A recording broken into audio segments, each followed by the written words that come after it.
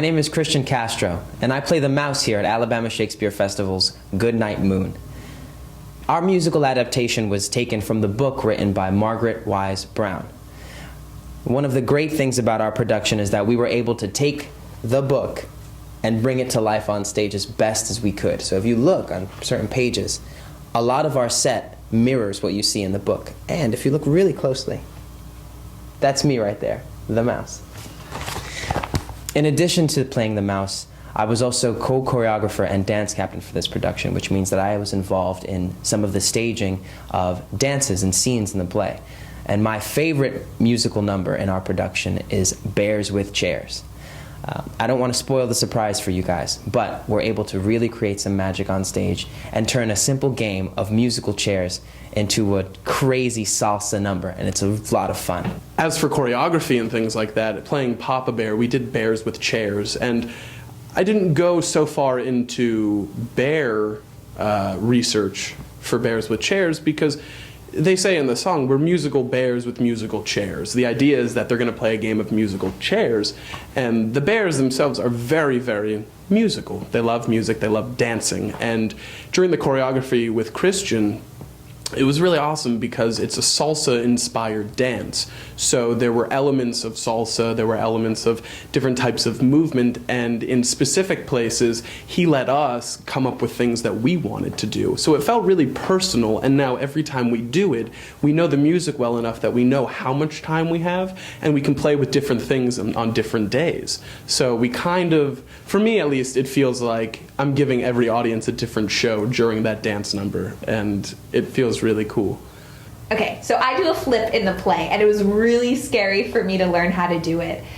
Why? Just being upside down and having all your weight have to be supported by this one other person. You don't know, you can't trust if they will be able to support you that day. Maybe they're tired, maybe they don't feel good, and it was very scary to trust that my dance partner would support my weight.